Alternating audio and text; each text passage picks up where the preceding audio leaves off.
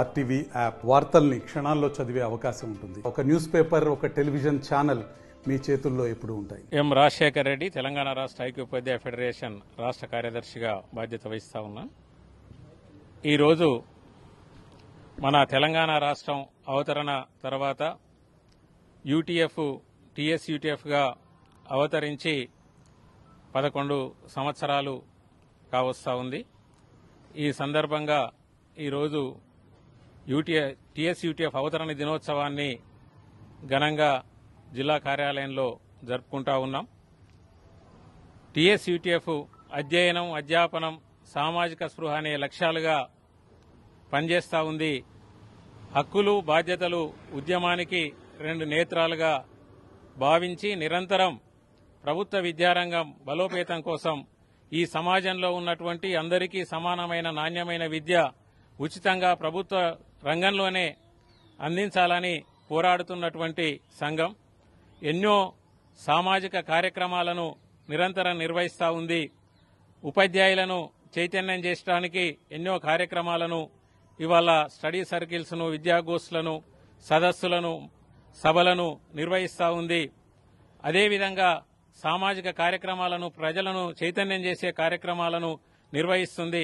ప్రభుత్వ పాఠశాలలను బలోపేతం చేయడానికి, ప్రజల్లో చైతన్యం కలిగించడానికి ఎన్రోల్మెంట్ డ్రైవ్లను నిర్వహిస్తూ ఉంది.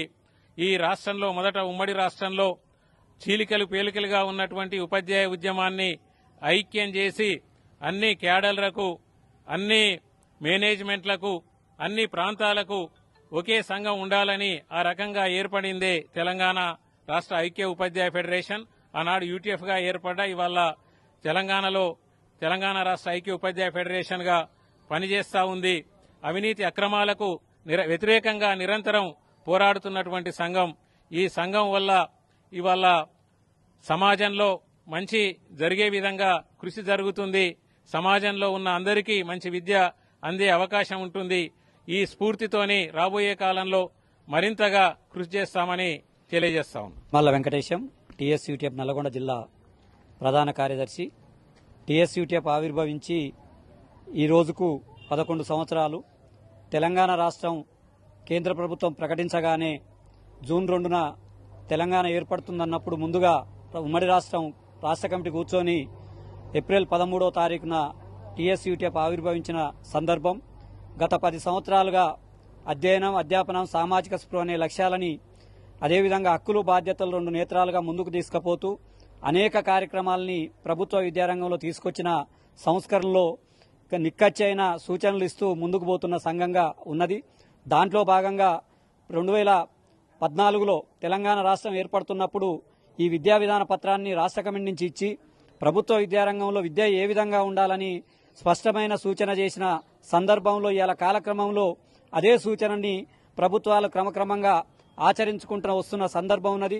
ప్రభుత్వ విద్యారంగంలో ఆంగ్ల విద్యని ప్రవేశపెట్టడం కానీ, అదేవిధంగా ప్రాథమిక పాఠశాలల్లో నర్సరీ, ఎల్కేజీ, యూకేజీ తరగతుల్ని ప్రవేశపెట్టడం కానీ, ఇవన్నీ కూడా టీఎస్యూటీఎఫ్ ముందుగా శాస్త్రీయమైన ఆలోచనతోని, అవగాహనతోని సూచించిన విషయాలుగా ఉన్నది. దాంట్లో భాగంగా రాష్ట్ర 6వ రాష్ట్ర మహాసభలు 10 సంవత్సరాలు అయిన సందర్భంగా ఈ సంవత్సరమే నల్లగొండ కేంద్రంలో పెద్ద ఎత్తున రాష్ట్ర మహాసభల్ని దిగ్విజయంగా విజయవంతం చేసి ప్రభుత్వానికి సూచన చేయడం జరిగింది. విద్యా కమిషన్ వచ్చినప్పుడు కూడా విద్యా కమిషన్కు సరియైన సూచన చేస్తూ ఈ ప్రభుత్వ విద్యారంగంలో విద్య ఉన్నప్పుడు మాత్రమే అందరికీ సమానమైన నాణ్యమైన విద్య అందుతుంది. దాంట్లో టీఎస్యూటీఎఫ్ ఒక కృషి చేస్తుంది.